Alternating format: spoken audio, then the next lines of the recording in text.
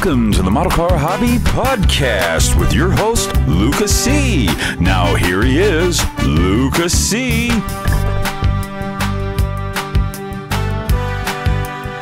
Well, hello, my fellow car modelers. How are you doing today? Thank you for coming in for another great episode of the Model Car Hobby Podcast. I finally said it. Frank, I finally said it. I've been screwing up. It's a new name. It used to be the Podcast. I'm so proud of myself that I said it right. Holy cow. Anyways, I got right here to my left here is Frank Steffens from Frank's Model. Oh boy, did I just mess it up. I didn't have it set. Your channel is Frank's Model Workshop, right? Frank's Model Works. Model Works. Forgive me, sir. I'm not even going to cut that out. I'm just going to make myself a fool. Wow, do I do my homework? But the crazy thing is I've been watching this guy like crazy, okay? If you haven't heard of Frank's, and of course, down in the description below. Now, Frank's YouTube, fairly new to the YouTube thing, and he, man, Frank, you hit the road running, man. Your stuff is really, really fun to watch and very informative. I've been having a blast. I just started watching his channel just a few weeks back. I heard about you. I think it was that Jason guy up in New Hampshire. New Hampshire. Oh, gosh. Oh, you know what it was? Yes. I saw on Facebook that beautiful model of that 68 Charger you did. That was the Charger from Bullet. Ah, yes. That caught my attention. I go, okay, so this guy builds, but just because he builds doesn't mean he's a good YouTuber. Do I want to click? Jason says you're okay. I get, okay, let's watch. And I'm like, well, first of all, you got this accent. We'll get you talking here in a minute. I personally love it. Reminds me of family back home, and you're pretty funny, dude. You crack me up. You have great great subject matter. Your videos are about a certain thing, and you get on that, and it flows, and it's engaging, and I just enjoyed it. So I thought, hey, what the heck? And I asked you to come on, right? I asked him to come on. So he's on. He's actually here, and he's here in my room right here on the other cube. No, he's way over there on Long Island. I did it. He's over there on Long Island. I'm here in Phoenix, Arizona. It's getting hot, and man, still Frank, cold here. Oh, is it? Oh, yeah, it's been still cold. Ugh. Well, Frank, I want to thank you for coming on this quick little note that just, hey, dude, you want to come on? Yeah, I'll be on. Excellent. So thank you, sir. It's my pleasure to be. I appreciate it. Yeah, let's get the word out about your channel. It's really great. You're doing really cool things for the model car community, and happy to have you on. So I just went off for a good 5 minutes or so. I think I'll try to shut up a little. Frank, why don't you start from the beginning? When you started building model cars, what got you into model cars, and go down the line and tell us how you got into YouTube all the way to this very moment. So start back then, come to here. But let's try that out. What do you say? Sounds good. All right. So what happened? What happened? Initially, what happened was when I was 7 years old, my father took me up to the local hobby shop. My sister and my mother had gone to the ice skating rink. So my dad calls me, calls me into the kitchen. He goes, you want to go build a model? I go, okay. I didn't know what it was. He brings me up to the local hobby shop, which was half of it was a hardware store. The other half was a hobby shop. Its name was Naggingast. Try to say that 3 times quick. No. Awful. But great hobby shop. They were the largest distributor of Markland trains, which are imported from Germany. So that's what they were known for. But they were a full service, full line hobby shop. So my father brings me up there, and he pulls out a model, and it's the Monogram ME109. So I take it home. He plucks the pieces off of the sprues, And he goes, all right, put it together. I follow the instructions. I use so much glue that that model is probably still in the dump in Staten Island, soft from all of the glue that I used on it. So I put it together and I was hooked. So my father's flying it around the living room. I'm lying on the couch. He's strafing me with it. With that, I was hooked. So I spent the next several years, like every Christmas present, every birthday present from all my aunts, my uncles, it was always a model. Around the time I was about 10 or 11 years old, my godmother asked my mother, oh, would Frank like a model car? And I said, my mother was like, yeah, sure. Because my cousin Steven had gotten one for his birthday and he didn't want it. So it turned out it was the MPC LA Dart, but it was like, it wasn't the LA Dart model itself. It was a reissue several years later. I remember. It was like red on the box. Yes, that issue. I'm still scarred for life from that kit because it was awful. I thought my godmother was mad at me. That's how bad it was. I'm building this thing. And by that point, I had the little testers finishing center. So I had a couple of paints. I tried painting the interior. I brush painted the body. And I took a good look at it when it was done. I was like, this is fun. I want to continue to do this. We're going to blow this up with firecrackers, but I definitely want to build a model car going forward. So that from that point forward until I was probably in my late teens, I built model cars. Now, usually at this point in a modeler's story, he'll talk about, oh, I discovered girls and you know, I took a break from modeling. Look, I can discover girls all I want. I'm a fat nerd. My name is Francis. Any of you guys call me Francis, and I'll kill you. Lighten up, Francis. You know, like I could discover them all I want. They didn't want to discover me back, so I kept modeling. So in high school, after high school, when I was in college, I would still build a couple of planes here and there, cars. I always continued a collection, a stash of model cars. So fast forward, after college, I get a job. I'm working for the phone company in New York. I meet this young girl from Brooklyn. We were introduced on to go on a blind date. And like I said, my name is Francis and my wife's name is Franca. So it was almost like Frank and Fran. It was almost like kismet. Oh, so yeah. While I'm talking to her, before we go on our first date, she asked me, so what do you do? And I'm like, you know, what do you mean? She goes, well, do you have any hobbies? I'm like, yeah, actually I do. She goes, oh, do you hunt? No, I don't hunt. Are you into the Mets or the Yankees? No. What do you do? I build models. It's like silence. She goes, that's actually kind of cute. I want to try that. So the next time I saw her, I brought over the Revell 67 GTX and I give it to her. You know, I drop her off or whatever, and she has the model. I get home because I lived in Queens, and my answering machine is blinking. I got a message. Call me as soon as you get home. So now I'm worried because did she cut herself? I call her up. What's the matter? She goes, I got a rear view mirror super glued to my forehead right now. I went, what? She goes, I'm never doing this again. She goes, I'll call you tomorrow. Click. We wound up getting married. But the funny part is, I get married. I still had this stash at home. And I like to tell this. It's one of my favorite stories to tell. Please go right ahead. I leave my stash at home. I only bring like maybe 50 kits with me. And I still got a good 100, 150, 200 kits back at my parents' house. And when we got married, we moved into a small apartment above my in-laws.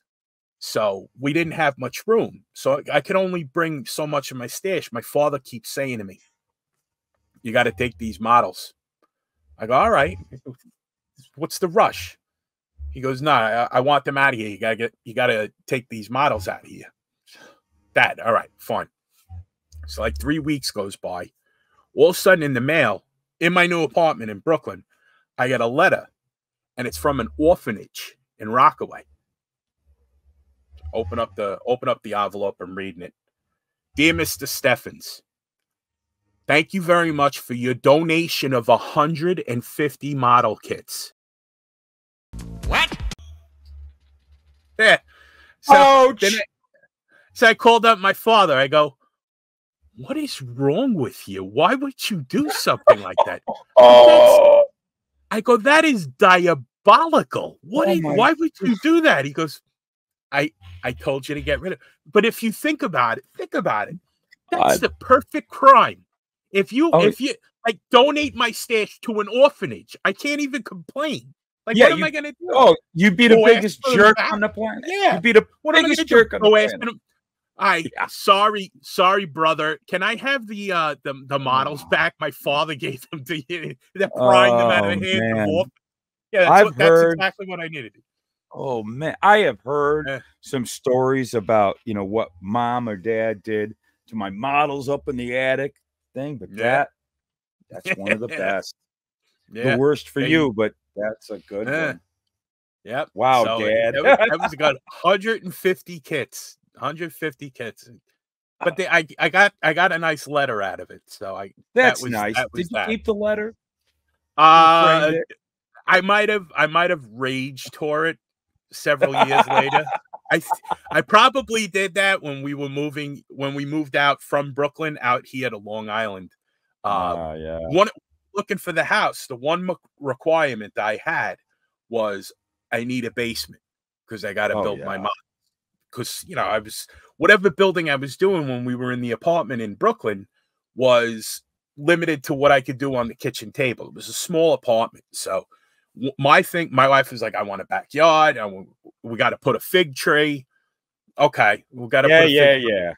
I need a basement. That's all I need. So and here I am in that basement today. Happy as a clam. Happy as a clam or a lobster. Now, exactly, or a lobster. That's from as our friends. Our friends up in Boston. We were talking about accents and how I love. Like I don't hear myself having an accent, but I can hear as soon as I hear a Boston accent. I love it. I really like. Usually, people think people from New York don't like. I love people from Boston. I love them. Yeah. I don't know if they like us, or they would like me, but I love you guys. So I moved into this. This is my dungeon where I've been building since 2004. That's As fantastic. you can see, the way the wires for all the lighting, the wires. It's not the wiring for the house. It's the wiring for the lighting that I have down here.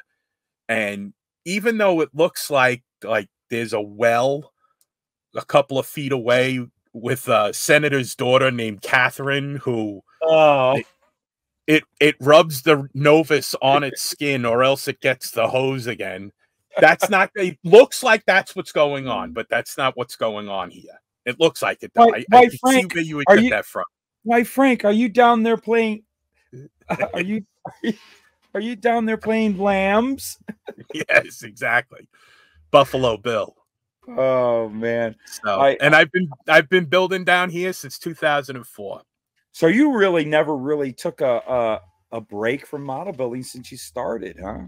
Since I started, about 7 years old, and I've managed to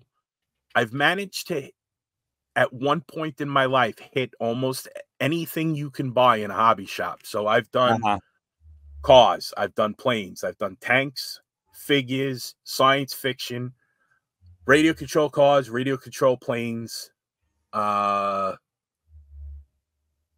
trains. The only thing I've never done is a ship or radio control. Oh, really? Boats.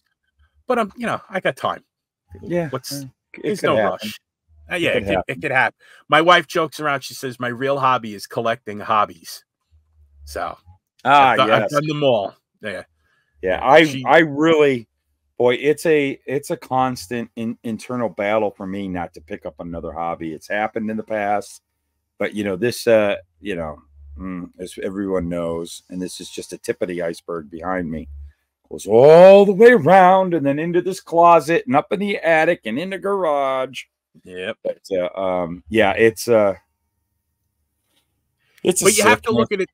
You have to look at it this way. You're not easily distracted. You're easily interested. Oh yeah, I like that. That's why I never get a model built, is because I get easily interested in a different one before I'm done with that one, and I got to start that one. And then having all these, pretty much, if I get an idea, I can probably find that idea somewhere in this room or somewhere on the property. Yeah, on the compound. Yes, I tell you, here out in Phoenix, they don't, because the way that, you know, desert floor, all that. It's very rare that a house has a basement. It's almost like, you know, real rich end part of town, how, you know, houses had basements. You know, you have to like pay for that. It's not a common thing out here. And it just, oh man, if we had, I would just love to have a basement to have a model room. I mean, anytime I've ever seen anybody, when I go back east, or I lived in Virginia for a couple of years, and I had friends that had basement workrooms and stuff. It's, oh, I would love to.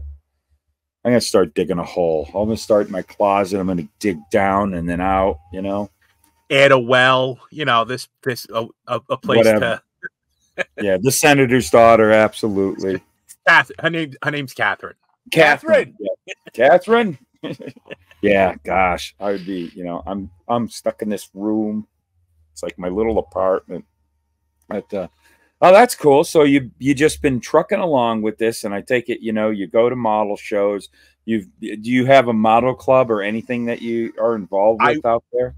I was a member of IPMS Gabreski, IPMS Suffolk, but unfortunately the club folded up a couple of years ago when the president retired and moved down south. I think he moved to Florida, which is a shame. In the interim, I am a member of the Tri-State Model Car Club. I just joined after NNL East. I'm trying very desperately to get to a meeting of the Long Island Scale Modeling Society, which is based in Nassau County. Oh, it's just climbing up to get to Nassau County on a Monday night is tough for me. So, really? But I am trying. There's also the Long Island Auto Replica Society, which I got to get down to a meeting, because at NNL East, which was, it's going to be 2 weeks ago tomorrow. It was on April 27th.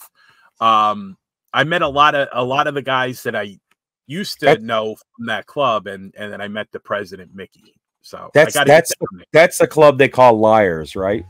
Yeah. Not that they're liars, but that's Long Island Auto Replica Society. Auto Replica Society. I think they did that on purpose. I have heard about that club for decades. Yes, they would a lot of talented Scale Auto. I know they put on a show. Very, very talented folks in that club.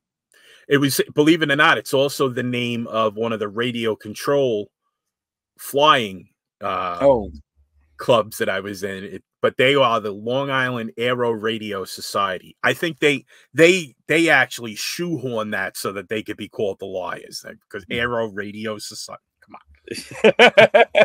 Okay. All right. You want to be called Liars? I feel you there. And what's really weird is that they meet in the same place. It's hard. Oh, no. When are the Liars coming? Yeah. Yeah. Do they walk by each other and you know that nothing's said? They just they throw shoulders at each other. Yeah, like war veterans, and they just know. Yeah, like two competing teams walking past each other, throw shoulders at each other. Oh man. So you've been steadily building models, and you do a few other things, but the model cars has been your core interest. It always has been my core interest, because obviously it means you are into cars. Yes, very much so. So you eventually get into this YouTube thing. What brought you into doing the YouTubes? I initially, I saw a need, not necessarily for content. I saw a need to try to counteract not necessarily bad information, but also at the same time, not the best information. And I thought the way to reach people is to make my content a little bit more personality based, because I don't know if you noticed, but I'm a little funny. So I figured if I can get people laughing, I can get them to listen. And like I don't purport to be the best model car building person out there. If the experts are up here and the beginners are here, I'm just a little bit I like to say I'm breaking mediocrity, which I try to keep it humble. Average because builder. Yeah. because the first thing that'll turn somebody off is the pontificating person who thinks that they're the heaven's gift to a scale modeling. Oh, absolutely. People will shut you off instantly. So if absolutely. you walk around like, oh well, I've been doing this for 44 years. You should listen. You should hang on my every word. Yeah. Click. I know. Yeah, I'm going right to the next video. So I try to make the information that I put out, and the reason behind starting the channel, I wanted to get information out there where people could be informed while also being entertained. Yeah. And if I can make you laugh, then hopefully you can listen, because I have like one of the things that we experience, especially in the model car hobby, is there's a little bit more misinformation out there about the best way to build your models. Whereas in other genres of the hobby, real experts are generally listened to better. Like people are more willing to accept information. In the model car world, it would seem whatever's easiest, use whatever you got lying around your house to build that model car. And if it doesn't go well, it's your fault. And that's not the case. Yeah. Like all of the other modeling disciplines, model cars and building them and getting good results. Now, don't get me wrong. You want to crack open a model kit, rip the pieces off, glue them together. If that gives you peace of mind and catharsis, which is really what we're after as adult modelers, if that gives you catharsis, go for it. All day long, my friend. Enjoy it. But if at some point you want to progress or, start paint detailing and then adding engine wiring, stuff like that, it helps to use both sound technique and products meant for the purposes that you want them for lack of a better term. And I find that some of the loudest voices in the scope and the YouTube world aren't necessarily providing that information, or if they're providing information at all, it's just, this is how I'm building it. Tough. I'm not explaining it any further. So, but one of the things that I've noticed is the people who have the best information don't necessarily get the attention. And I'm trying to change that, because there is a wealth of outstanding knowledge among YouTube content creators, especially for model cars. There is a tremendous wealth. Oh boy, yes. I want those content creators to be the basis upon which people find their catharsis in building better models. So that's the ethos behind what I do. That's good. And it's hard to break into it, because the longer you model poorly, the harder it is to break the habits, and the harder it is to to get you out of those habits and to stop using the things that are basically hindering you from moving further in the hobby, if that's what you want. Yeah. I mean, so I thought I could add a voice to the more reasonable aspects of the hobby, and so far so good. I put out my first long form video, which was 11 minutes long. Oh, I think good. that came out in the beginning of March. And Really? yeah. Wow, and you're that new. I am that new. Well, my channel yeah. itself has 150 videos on it, but a lot of those videos are me and my idiot friends flying radio control planes, which is fun. There's some delightful crashes in there, but I want to go watch those. I'm gonna go watch those. I'm reluctant to take them down because my father's in some of them, so I'll keep them up just to be able to, so I could see them. But one of the things that I try to do is present a particular problem. And if it's identified or a known issue within the kit, or it comes up while discussing something else, I don't want to leave people hanging. And one of the series that I actually just wrapped up, I released the video last night. Oh yeah. One of my friends was working on a Revell's 1969 Camaro, and over the course of several videos, what I've realized is there's, in the passenger side, both the front and rear fender well, and the rear fender well was pointed out to me by two people. I hadn't even noticed it. It looks like either it's being short shot or there might be damage to the mold. So in one of my videos, I went back through the history of the kit, and I found that issues of the Revell 69 Camaro from about 2005 up to 2011, or before 2005 up to 2011 are fine, and the convertible, all issues of the kit are fine. It's starting in issues dated 2011 and later where you'll start to see this. You'll start to see it in kits issued in 2011, and then the ZL1, which was released in 2013. By that point, the problem had fully developed, and it's now it's been every single issue of the kit since 2013, including the last release, which came out 8 months ago. The one with it's the SS 396 with the green Camaro on the box art, and that's the one they finally did what they called the louvered hood. So that was like new for that whole kit. I remember when that kit first came out. It was like in the early 90s. It was the Hot Rod magazine one that did the Yanko. And I sent you a picture of it. I'll put the picture right here. But right here, I got 3 of those, and I got 3 of the Z28s. They're all like 92, 93 issue.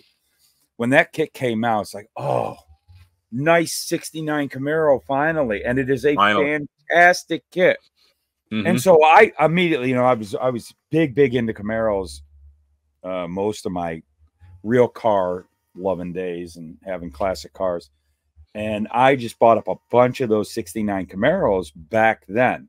And I've been living off of those. So I haven't bought any new ones in the past 20 years. Yeah. And I never knew that was happening.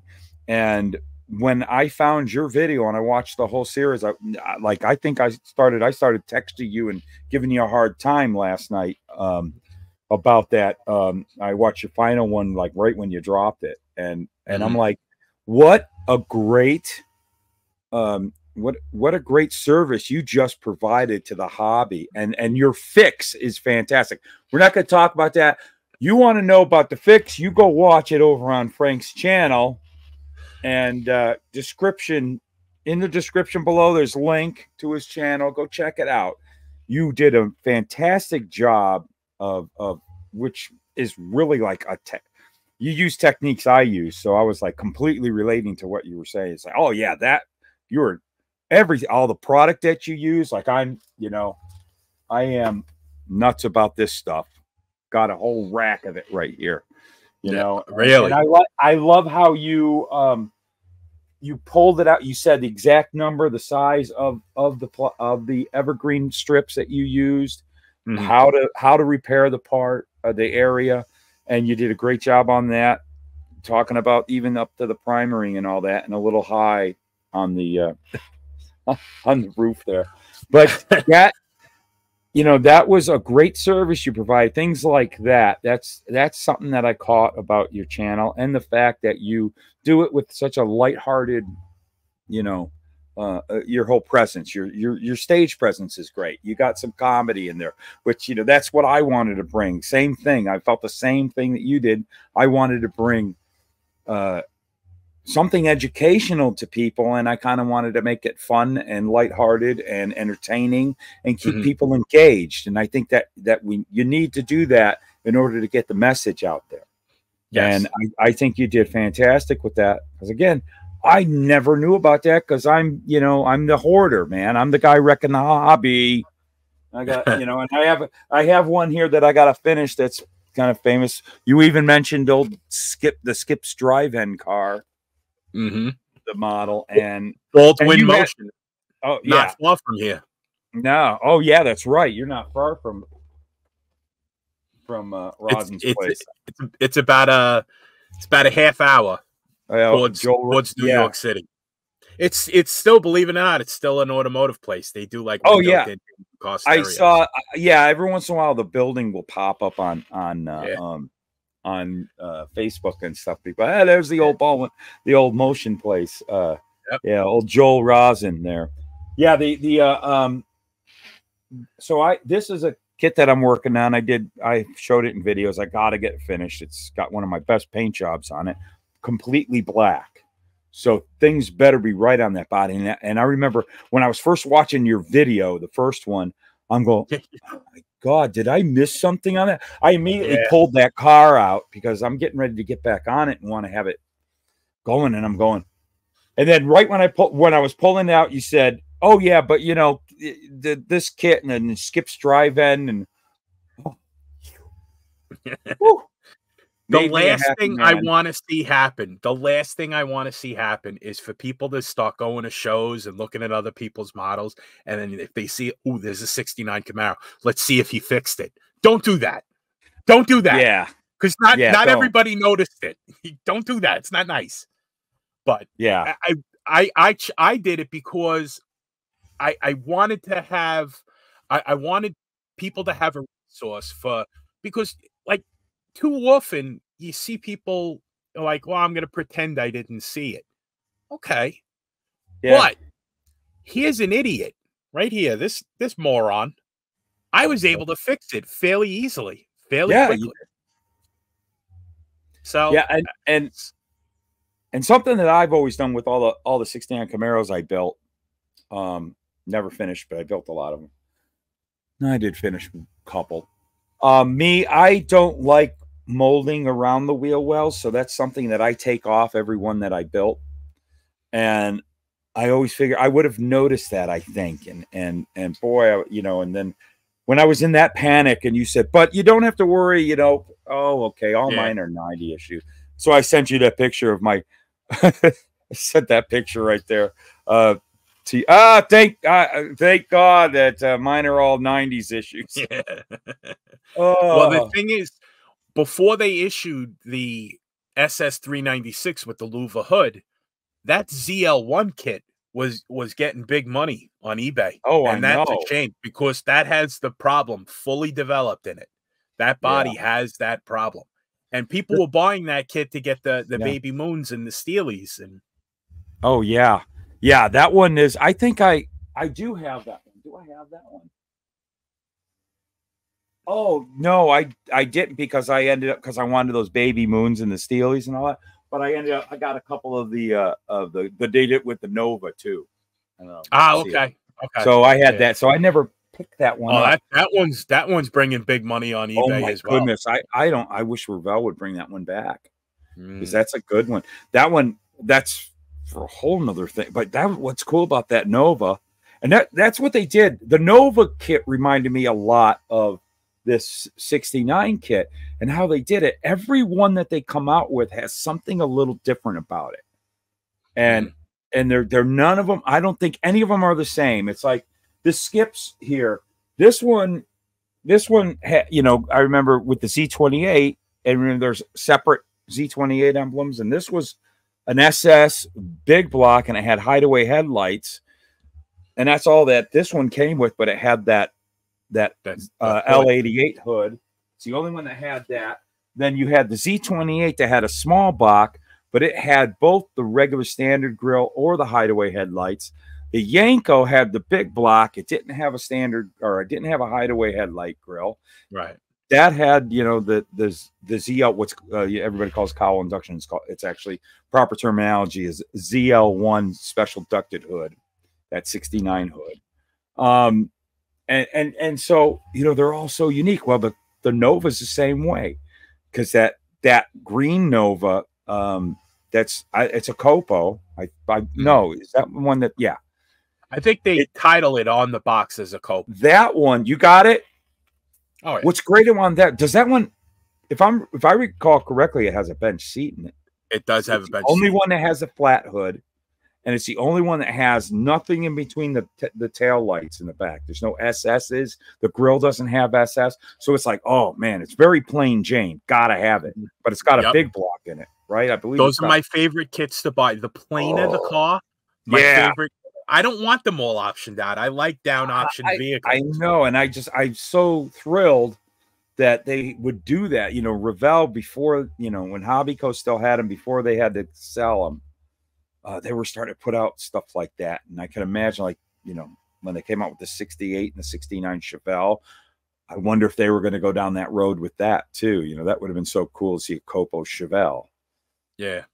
Yeah, but you know, it seems like you and I have the same taste in models too. You know, we like that because like that's what your initial models that I saw on the USAC site. That's just content creators on there. You were dropping your thumbnails, and that's when I saw your 68 Charger, plain Janer hubcaps. I saw. I am a Mopar guy. Believe it or not, I like Chevy. Yeah, I love you Chevy. are. That's your main one. Yeah, that mainly Mopars, but then secondary Fords. Because that's what I've owned in real life is Chrysler products and Fords. I'm that way too. As far as those Chargers, the 68 Charger from Revell is my favorite kit of all time. Oh, no kidding! It is. I love that car. I love that kit. Too. I built 3 Chargers at the same time: a burgundy one, the bullet, and a blue one, UU1, which is a combination. It's halfway between B3 and B5 blue. That was actually built as a replica of a car. There's a guy with a YouTube channel called Dylan McCool. He had done a barn restoration, and he pulled an original owner 1968 Charger out of a barn, 318 2-barrel automatic, you know, down option car, black vinyl roof, blue interior, really sharp looking vehicle. So I built a replica of it, and I sent them pictures of it. You know, saying, hey, you know, you inspired, like watching your video inspired me to build this. He goes, would you want to sell that? No, I wouldn't. Where do you want me to send it? He had me send it to the family who's and they actually have the car. Yeah, they have the model now. I love doing stuff like that. No, that's cool. That's cool. Of all the models I've built in my entire life, I have 1, 2, 3, 4, 5, 6, 7, 8, 9, 10. I have 11. Oh, really? 12 models. That's it. I give them away. I don't have room. Cool. I'd rather have unbuilt kits than built. Like if there's a model that I feel needs a new home, I'll find it a new home. A couple of years ago, I was building 4 67 Chevelles at the same time. So one day I'm at work and I'm walking through the parking lot and I'm, wait a minute. There's a 67 Chevelle SS right there. So I'm looking at the thing. With that, this guy comes out. He goes, "You like it?" I go, "Yeah, it's beautiful. Is it yours?" He goes, "Yeah." It was a Marina Blue 1967 Chevelle SS 396, 4-speed, black interior, black vinyl top. And it had the special Chevelle like base model wheels. Boy. Wheel covers. They were hubcaps. He was the second owner. He had it since 1977. So at that point, he already had it for 40 years. This was a while ago. So I said, you know what? I showed him pictures. I said, I'm building. He goes, I'm going to build yours. He goes, why? I said, why not? I had the kit. I'm building 4. I'm building 4 already. What's 5? I wound up building the kit and giving it to him and he's showing me when I went to drop it off. He had like a 1/18 scale in that yellow color from 1967. I forget the name of it. And he had that. He goes, you know, like I always wanted to try to paint that. He goes, I go, now you don't have to. And he was, you know, he's really appreciative and stuff That's like cool. that. That's the part of the hobby that I like. The fact that I'm sharing. And what I like the most about the model car hobby is that there's so much of this type of sharing going on. Oh, yeah. Whether it's information, whether it's models, kits, parts, whatever you like. If you need something and you put the word out there, chances are good somebody's going to take up the mantle and help you out. You Always. know? I mean, and you know, we're not there. It's not the type of community where people are looking to gouge each other, which I happen to like. And me personally, I'd just give it to you than try to figure out a price. You know, if it's sitting here not doing anything, then you know, the value to me reduces significantly. And plus, like I don't just collect models and build them. I collect paint, tools, stuff like that. I really have a problem. But it's a good problem to have. It's a good problem. Yeah, we got problems, but it's as long as it's not. I mean, I don't think I'm annoying anybody in this house. That's all that matters to me. Yeah, they might say something different, but I got other annoyances I'm sure I provide. But yeah, I tell you, that's something. You know, one thing I've always said is I got into this hobby. I actually didn't. I wasn't into building models when I was a kid. I was an adult. I was 18 years old, just out of high school. Oddly enough, the lifestyle that I lived, you wouldn't think I was into being a model builder.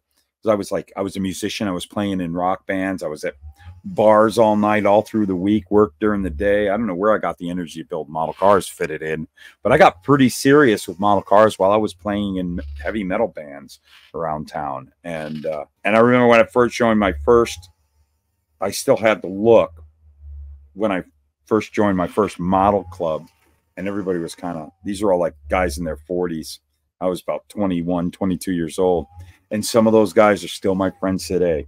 And we have our model meeting tomorrow night, and they're going to be over. It's really cool.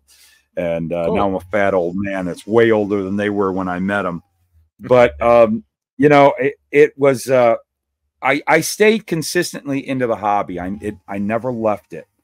And then learned so much from the older guys that I would meet. That's where I got into wanting to learn about the hobby. The one thing it has turned into is pretty much all my closest friends today or in the past and stuff, and I still have long-lasting relationships. Like I said, these guys I've known since 1988 when I joined that club that are going to be coming to my home tomorrow, and friends back east that I became friends with when I lived in Virginia. I'm still friends with all model car people, all of them, all my closest friends. The only one is that guy I told you about that everybody knows about, the guy that lives in my backyard. Not so much. He's my Star Wars buddy. He tried to build a model when he was a kid and went with the X-Acto knife, and he said no more. He still gives me, he comes in and when he comes into my room, he sees the X-Acto knife. He starts to shake a little. Got to give him a beer, calm him down. But, you know, he's the only one. Everybody else, man, it's such a great community. And like you said, that's what we do for one another. Like, oh, my friend, yeah, you need one. Gosh, I got one of those. You can have it. Yep. Not a problem. Yep. Hey, do you happen to have a set of decals for the thing of the jot, the bamboo gots over here? And oh yeah, I'm the decals are like I got so many decals. I love decals.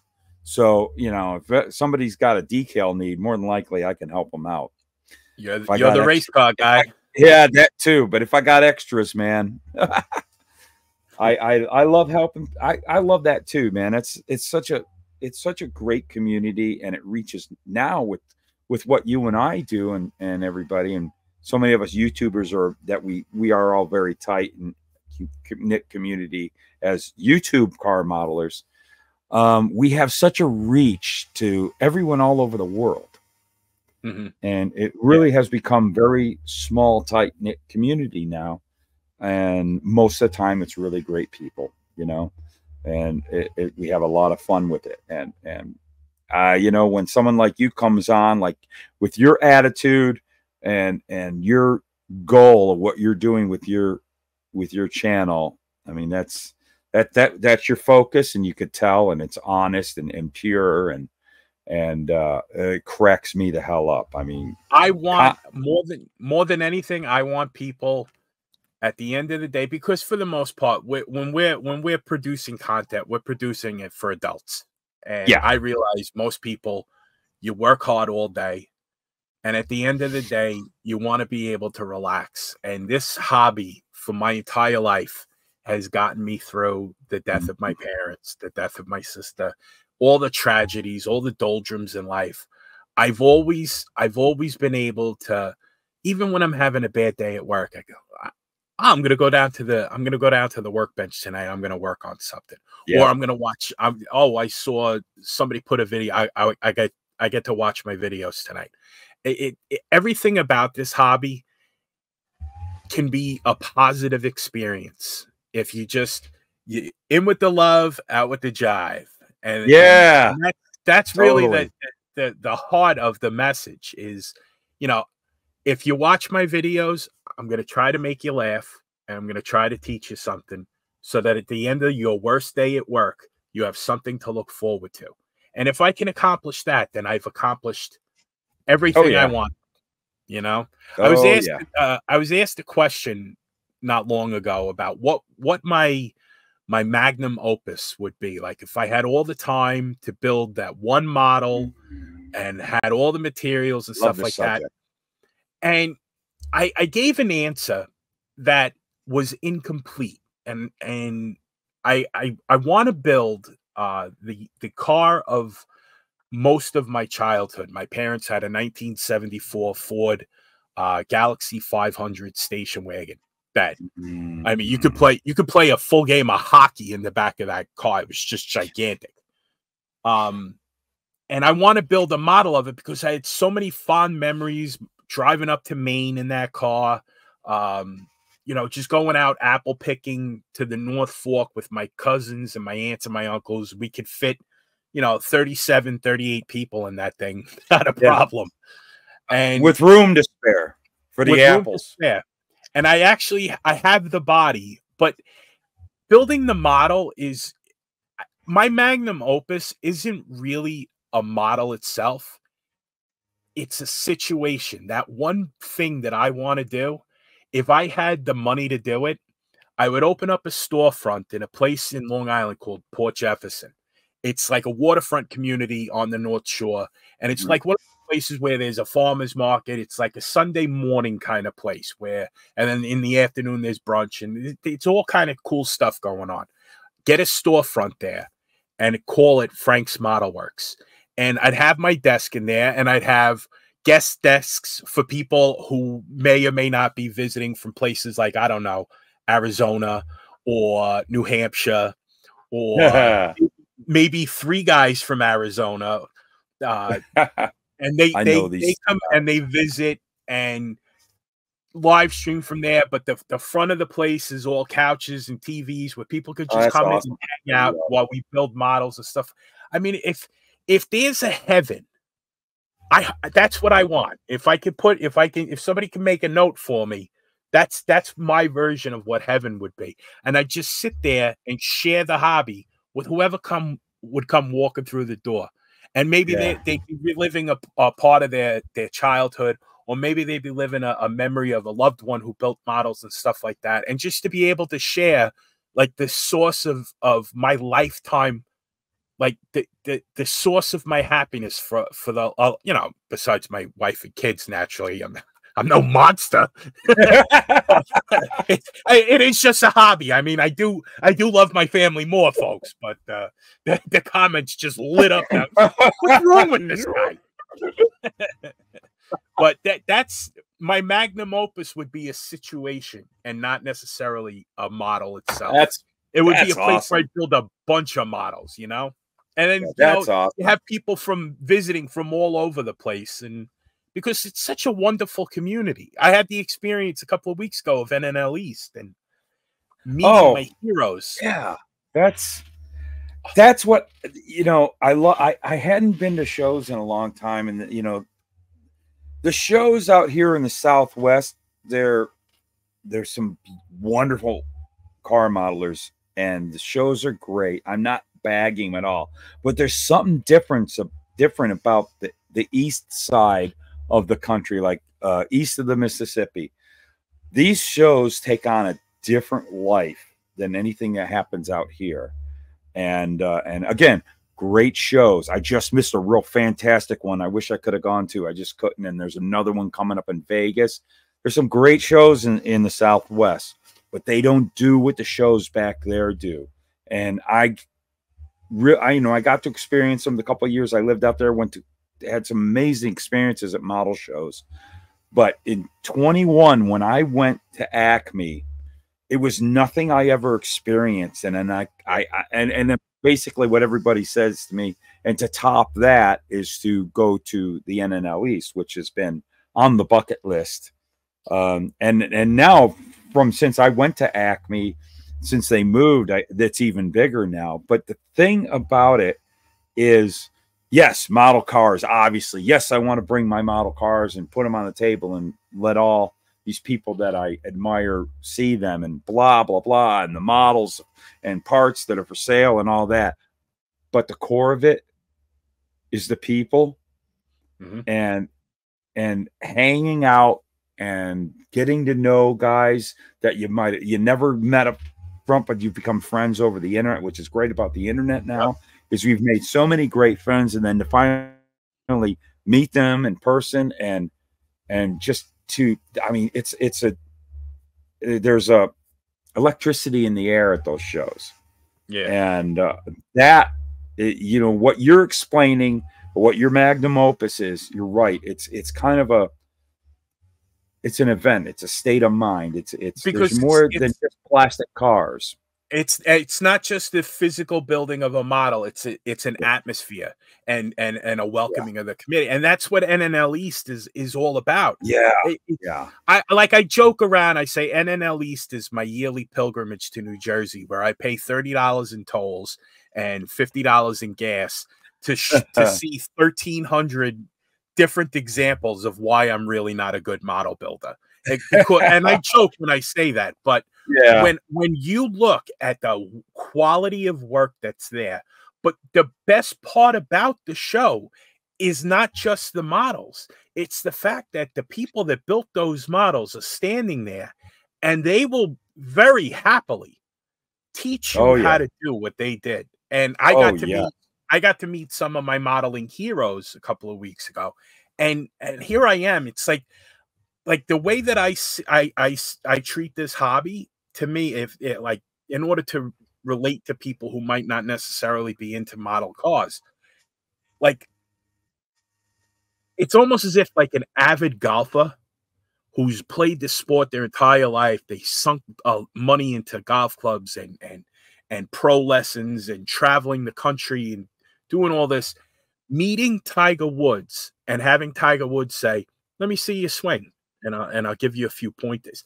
That's what going to NNL East is like for me, because I met my modeling heroes there. and it was just, it wasn't a humbling experience, because they were humble. Yes. Nicest people in the world, and they actually showed interest in my work, which, you know, I joke around and I say, like, my models look like I egged them and breaded them and then fried them and then put clear coat over them. It's like I built a model of a chicken cutlet. You're killing me.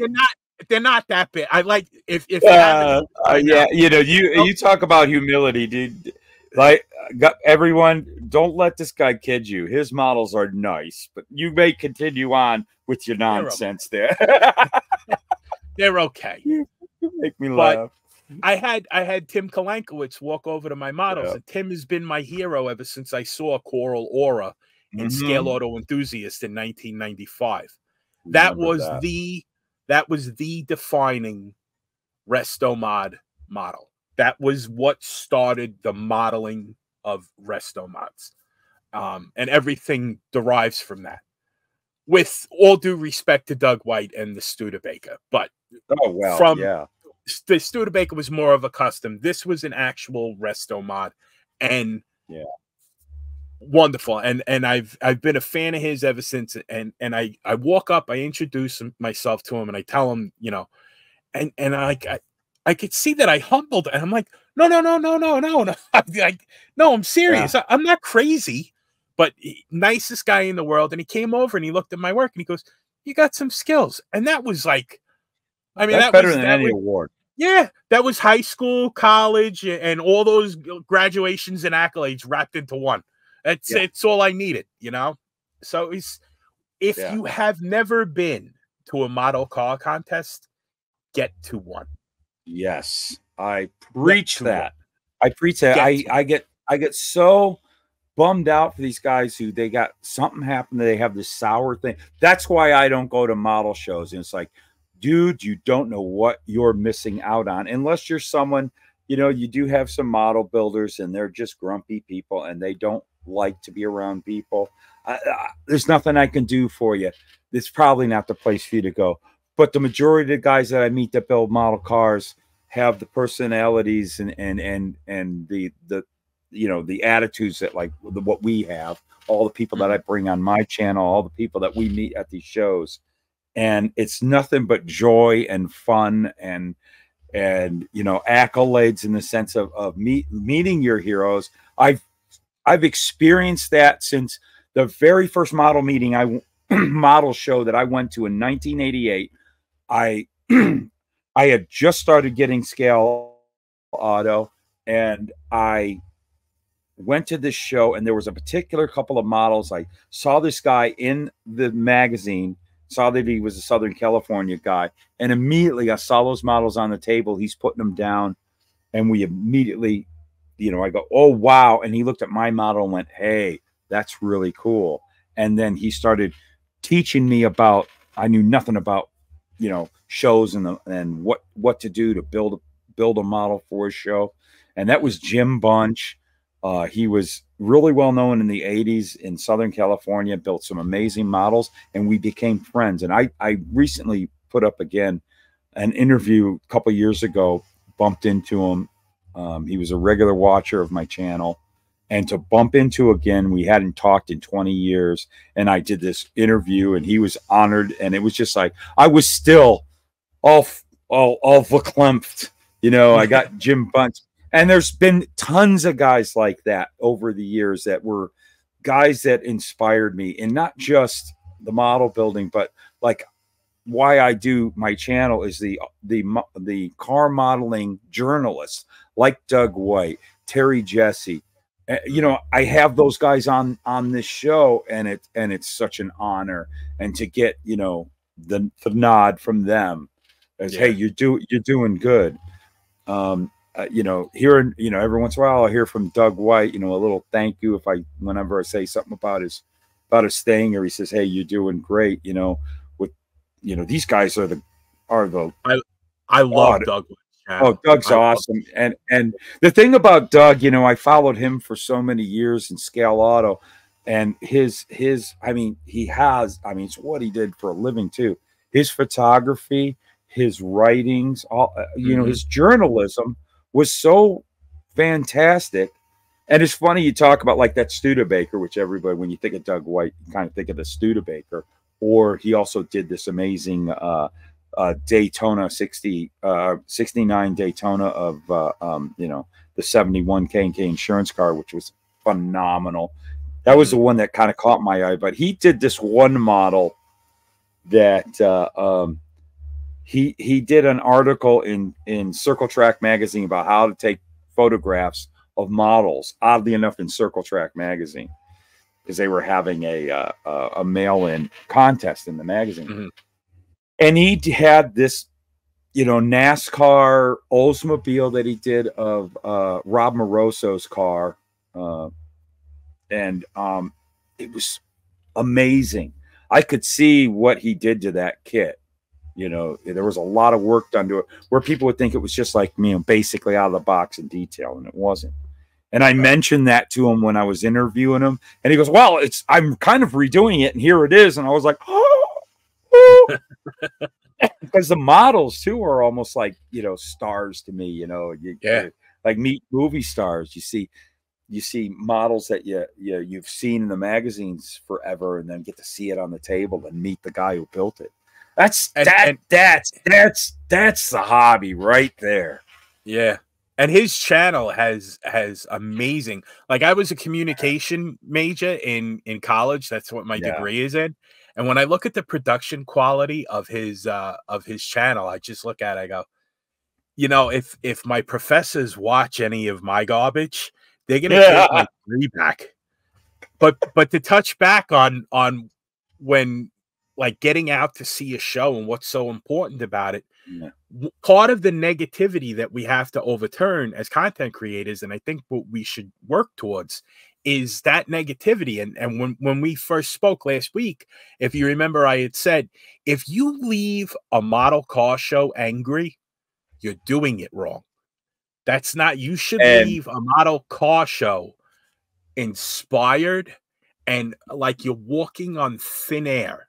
Like, at what you just experienced, and work towards that, even whatever it takes. And to touch on seeing the work of your heroes. Doug Kalankowicz was there, Bob Jernigan was there, Marcos Cruz was there. Doug White brought his latest build, the C2 Corvette, and just looking at it now. Physically, I realize the car probably weighs 4 ounces, 6 ounces, like any other model car. But when you're looking at the work of a master, you can tell he tried to impart that this model is weightless. Like it's like it weighed nothing. It was like the semi-transparent hood that he vacuum formed took visual weight out of the model. Wow, and that's the work of a master. And when you see things like that, I've gone to the Museum of Modern Art in Manhattan, and I've seen Starry Night by Van Gogh, and you look at it and you go, I get it now. But when you go to you can experience that, and like this sounds so sappy, but you can experience something like that by going to a model car show, because that's true art. Oh my goodness! The work that goes into it. A factory stock build by Bob Jernigan. Unbelievable, and it works, and everything is perfect. And to talk to the gentleman, nicest guy in the world. So you owe it to yourself if you're interested in automobiles, if you're interested in models, if you're interested in creativity, art, making things. Go to a model show. Get there. You'll be hooked like that. And then you could go around the model show and buy a few.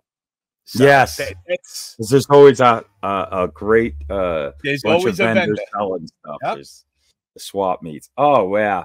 And NNL East has 2 gymnasiums, one gigantic gymnasium for the models, 1,300 models on the tables. And that's then insanity. Another large gymnasium of vendors and then an entire bingo hall of vendors. It's unbelievable. It's unbelievable. Gotta make my way there. Gotta make my way. It's always been one I wanted to go to. That's really the granddaddy now, and that's the big one. That's where they all go. And it's kind of like, you know, I always love model shows. Heck, I have dreams about going to model shows with friends. It means so much to me. And like I said, the most amazing experience at a model show I have had up to date was the 21 Acme show. And I have been doing nothing but fiending for that feeling I had that weekend, which was just extraordinary. And I can do it better now. I gotta get out there. I gotta get to the NNL East. I gotta get to some of those other shows. Got to go back to Acme. I'm fiending to go back there. If you haven't gone to it, you know, well, our buddy, you haven't mentioned yet. Why don't you throw Frank a little call out? Who? Frank Frizzo. Oh, you said you're gonna start. Yes, let's give old Frankie my friend Frankie Frizzo. At Frizzo's Model Cars. He's a good guy. You caught me by surprise there. I'm like, I didn't know you knew about that. Oh, yeah. Oh, yeah. You mentioned it in your last video. I told you I watched your video. I'm not lying.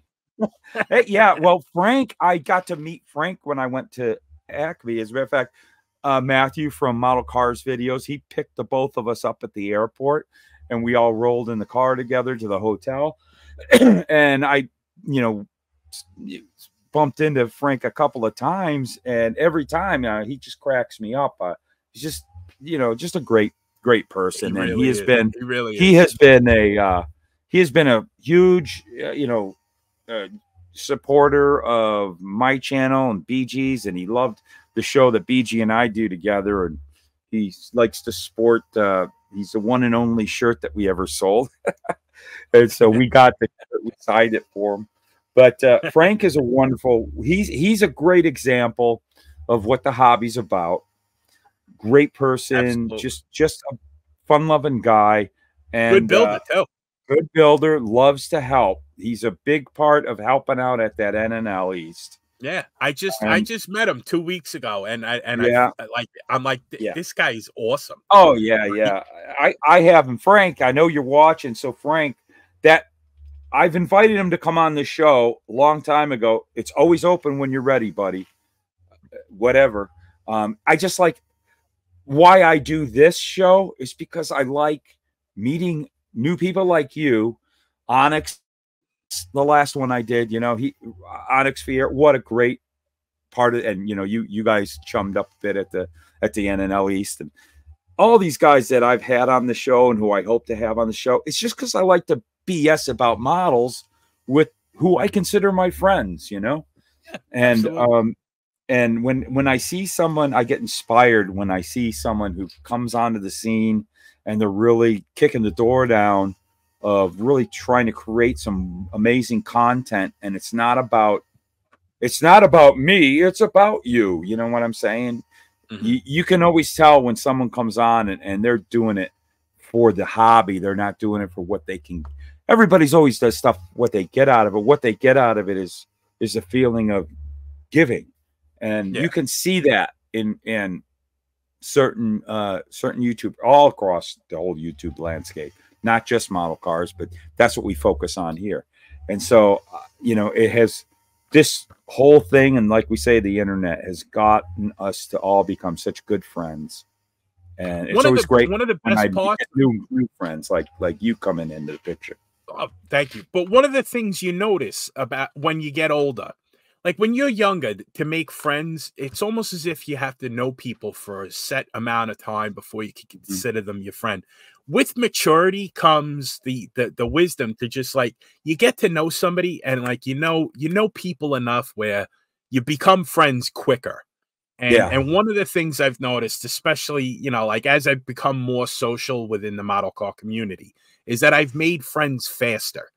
and I appreciate that. And that's why, I mean, I've known Frizzo. I watch his channel. I used to like his videos and stuff like that. And I met him 2 weeks ago, and I love the guy. Guy's awesome, you know. And and he's going through a little something at this point, and so I'm trying to get the word out there that we should all have each other's back. And in the case of Frizzo, I got Frizzo's back.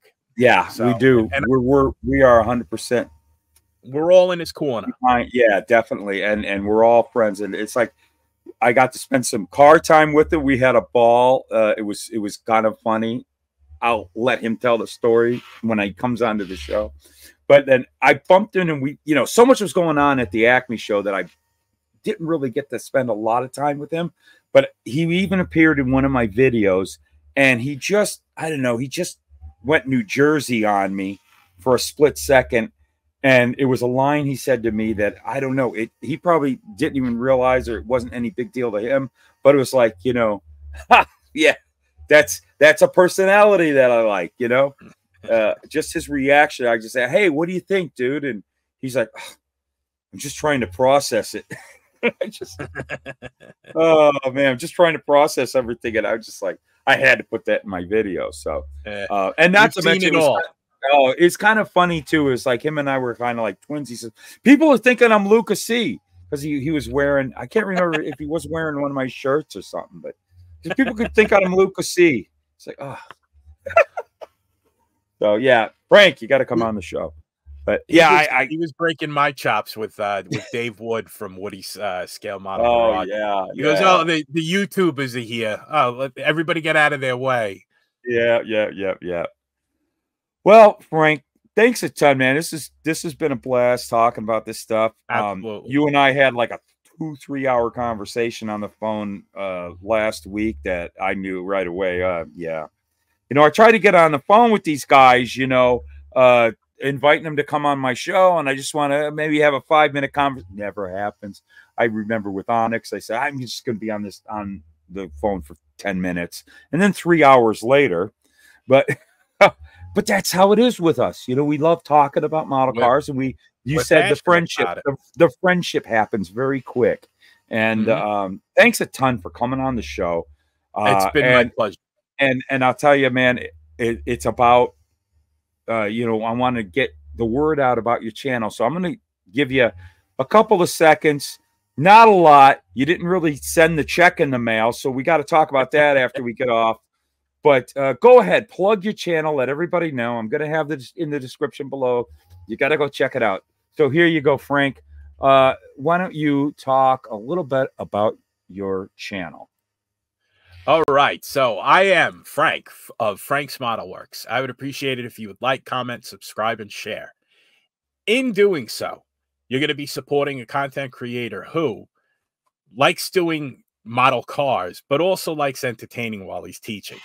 Now, I leave my ego at the door. The joke is always on me, and it's a lot of self-deprecating humor. But if you would consider subscribing to my channel, I'd really appreciate it.